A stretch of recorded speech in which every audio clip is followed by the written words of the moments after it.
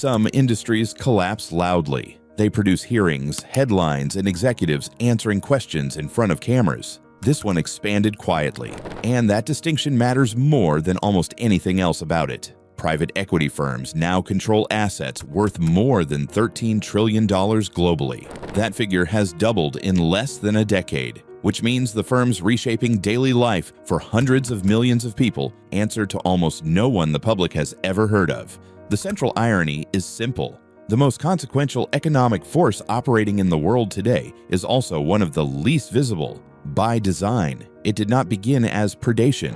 It began as a genuinely elegant idea, one that the men who developed it in the 1970s and 80s believed sincerely was a form of discipline the public markets had failed to provide. The logic was clean. Public companies answering to quarterly earnings and restless shareholders made short-term decisions that destroyed long-term value.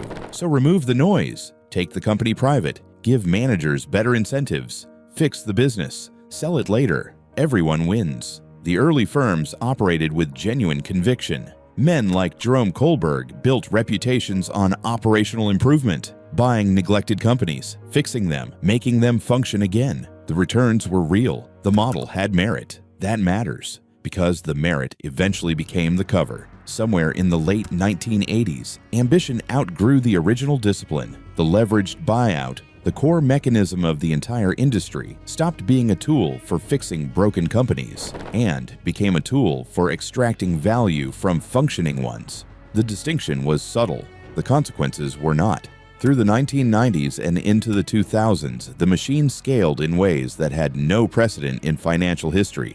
Firms raised funds measured in tens of billions of dollars.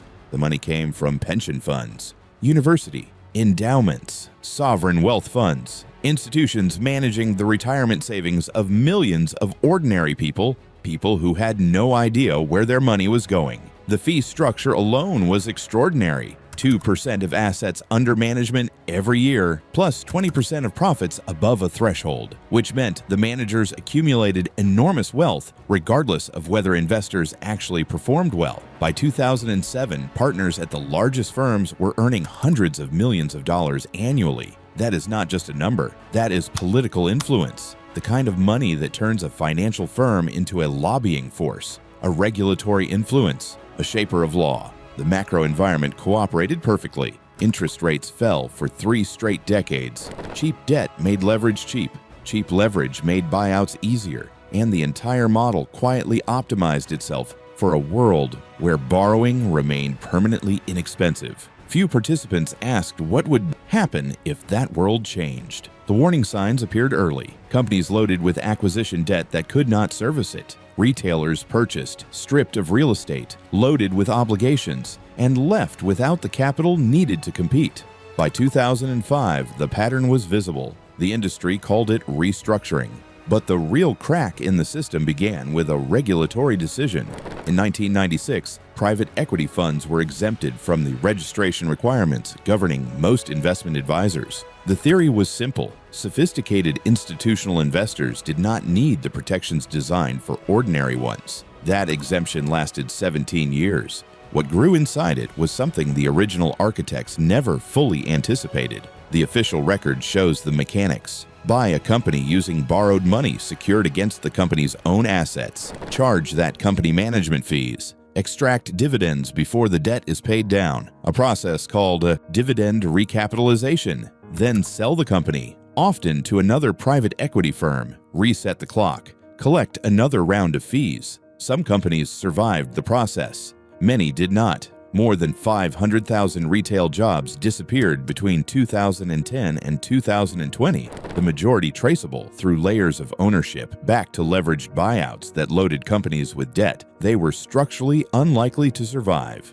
Who knew? The pension funds knew the aggregate returns, but did not examine the underlying mechanics. The banks arranging financing collected fees on every transaction. The auditing firms approved disclosures that were technically accurate in each document, but systematically misleading as a whole. The warning signs existed. They had existed for years. The regulatory response arrived slowly. The Dodd-Frank Act reinstated registration requirements for larger firms. the Securities and Exchange Commission began examinations, and the results were revealing. In a 2014 report, the SEC found that more than half of the private equity firms examined had charged improper fees or failed to disclose conflicts of interest to investors. More than half. On the first serious examination, after 17 years of self-regulation, containment followed the usual pattern: improved disclosures, compliance infrastructure, statements of transparency. The structures themselves continued, dividend recapitalizations continued, the fees continued, the SEC issued fines. But the fines were not deterrents. They were costs of doing business, often smaller than a single quarter's management fees.